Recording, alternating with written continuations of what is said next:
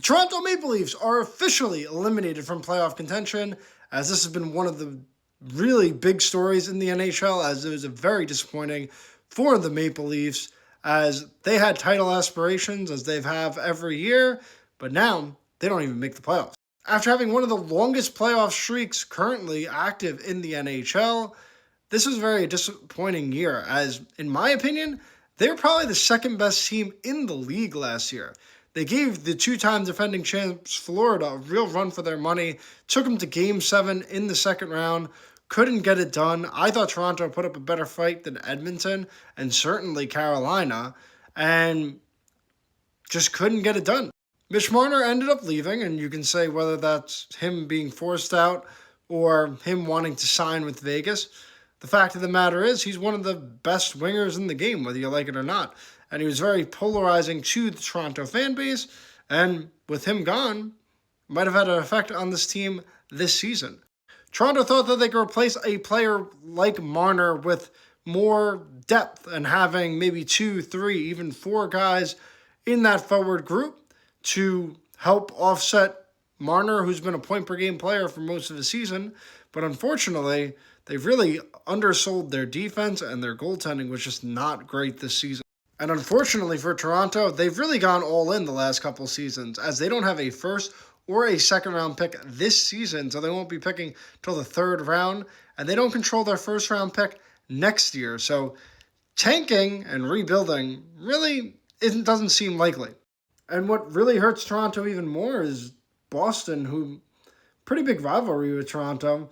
They fleeced Toronto with the Brandon Carlo trade, as Fraser Minten looks amazing as a rookie, and he looks like he's going to be a top 6 forward for many years to come.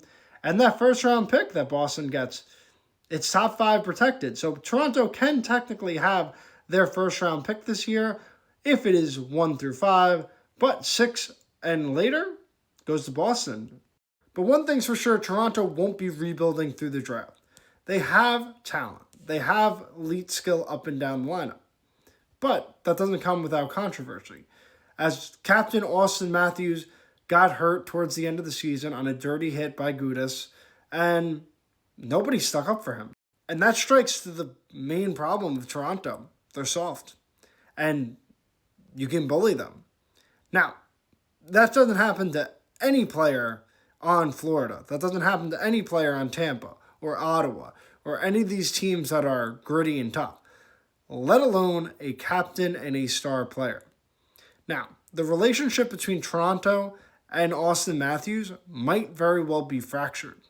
And don't get me wrong, Austin Matthews did not have a great year, but he did win gold as captain of Team USA.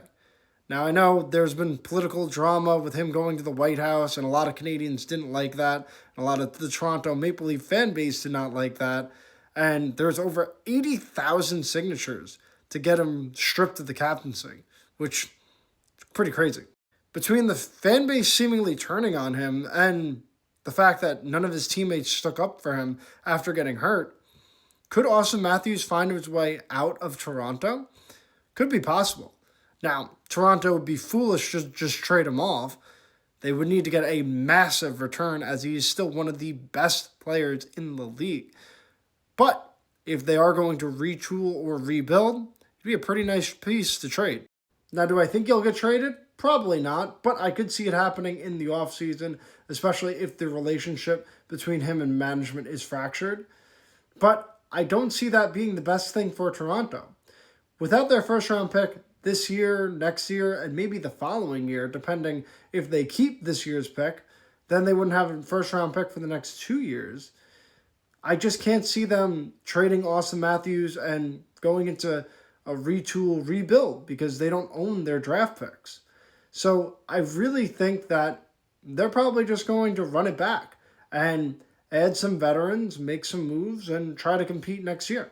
All in all, Toronto could find themselves right back in the playoffs if they make the right moves in the offseason, or find themselves in even a worse position than they are right now.